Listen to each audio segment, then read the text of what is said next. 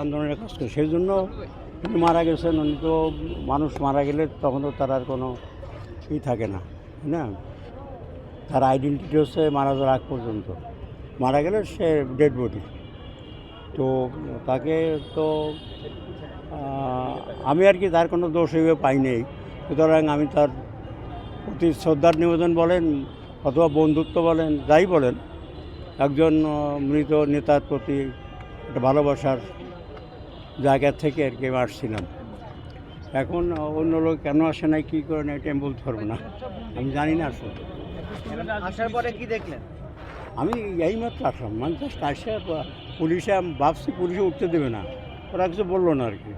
তো এদিকে আসলাম যে কাউকে পাওয়া যায় কিনা। আসলে আমি আসছি আপনার মাহবুব জামান, চিনেন আপনারা, ওনার হবে না, আমি মুক্তিযোদ্ধা, উনিও মুক্তিযোদ্ধা। উনি ডাকসুর সাধারণ সম্পাদক ছিলেন, প্রথম স্বাধীন বাংলাদেশের প্রথম জিএস ডাকসুর মাহবুব জামান। উনি কালকে ইশারা দিচ্ছে আমরা মুক্তিযোদ্ধারা শ্রদ্ধা নিবেদন করবো, আমি সেই জন্য আসছি। তো আসার পরে তো কাউকে দেখতেছি না। আপনারা কোনো দলীয়ভাবে আসেন না, আপনারা মুক্তিযোদ্ধা হিসেবে আসছেন? আমি ইন্ডিভিজুয়াল আসছি, বাট অ্যাজ এ মানে ফ্রিডম ফাইটার আমার ওই দিক থেকে আমার একটা আকর্ষণ আছেই, অথবা আমার একটা ইন্টারেস্ট বলেন, যাই বলেন, মুক্তিযোদ্ধাদের শ্রদ্ধা নিবেদনের একটা বিষয় আছে। হ্যাঁ, দলীয় কোনো নাই আমার কাছে যে অমুক দল অমুক তমুক দল। আমরা দলীয়ভাবে আসলে তো আমার দলের নেতারা আসতো, আমরা একসঙ্গে ওইভাবে আসি না, আমি একাই আসছি ইন্ডিভিজুয়াল। আমি তো মানে সিপিবির সেন্ট্রাল কমিটির মেম্বার ছিলাম। তো এখন বর্তমানে আছি সে ঢাকা উত্তর নগরের উত্তর কমিটির আমি মেম্বার, আবার উদিসি সেন্ট্রাল কমিটির মেম্বার। এই মোটামুটি স্মৃতিচারণ ওইভাবে তার সঙ্গে আমার নাই। তো ইকবাল হলে থাকাকালীন স্বাধীনতার আগে আর কি মাঝে দেখা সাক্ষাৎ হয়েছে, কথাবার্তা টুকটাক ওইভাবে। যেহেতু উনি ছাত্রলীগ করতেন, আমরা ছাত্র ইউনিয়ন করতাম ওই সময়টায়, তো আমাদের সঙ্গে একটা ঐক্যবদ্ধ আন্দোলনের বিষয় ছিল, তখন দেখা হতো, কথাবার্তা হতো। ওইভাবে আমার সঙ্গে ওইভাবে কোনো বন্ধুত্ব বা আলাদাভাবে কোনো সম্পর্ক গড়ে ওঠে নাই। অ্যাজ এ নেতা তো আমরা গেছি, সভা করছি, আমার নেতারা ছিলেন, আমি থাকতাম, মাঝে মধ্যে থাকতাম, সবসময় না। আমার মূল জায়গাটা হচ্ছে মুক্তিযোদ্ধা।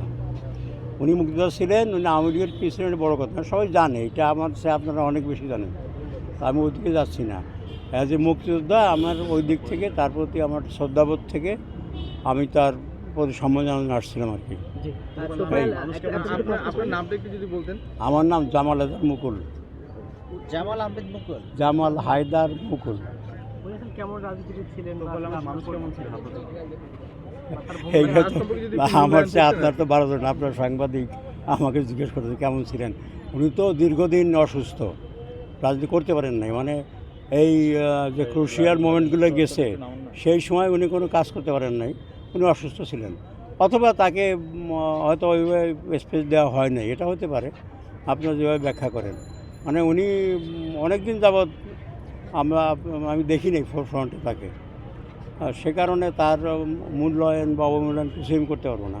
তবে সে স্বাধীনতা সংগ্রামের পূর্বে ডাকসুর ভিপি হিসাবে তার যে ভূমিকা ছিল এটা অনন্য, এটা কেউ অস্বীকার করতে পারবে না। যারা তার বিরোধিতা করে তারাও পারবে না, মনে মনে পারবে না, সামনাসামনি পারবে। কিন্তু আজকের এই বিষয়টা আমাকে ন্যাক্কারজনক মনে হয়েছে। একজন মৃত ব্যক্তিকে শ্রদ্ধা জানানো যাবে না, স্বাধীন দেশে একজন মুক্তিযোদ্ধাকে জানানো যাবে না, এইটা আমি মানিয়ে নিতে পারি না আর কি। এইটা আমার পক্ষে মেনে নেওয়া খুবই অসম্ভব। তোফায়েল আহমেদকে নিয়ে বর্তমানে যে বিষয়টি আলোচিত হচ্ছে, তোফায়েল আহমেদ আব্দুল মালেককে তিনি হত্যা করেছেন এমন একটা বিষয় আলোচিত হচ্ছে, এই ব্যাপারে আপনি কোনো কিছু জানেন কিনা? কাকে হত্যা করছে? আব্দুল মালেক ছাত্রসংঘের সভাপতি ছিলেন, হ্যাঁ, 1969 সালে।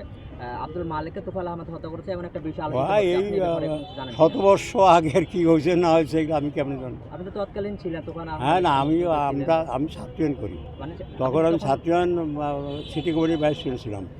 তা আমাদের রাজনীতি যারা আপনারা সব ইয়াং, আপনারা তো জানবেন না, আমাদের রাজনীতি তো শান্তির, আমাদের 4টে নীতি আছে দেখছেন, ঐক্য, শিক্ষা, শান্তি, প্রগতি। আমরা শান্তির পক্ষে এবং প্রগতির পক্ষে।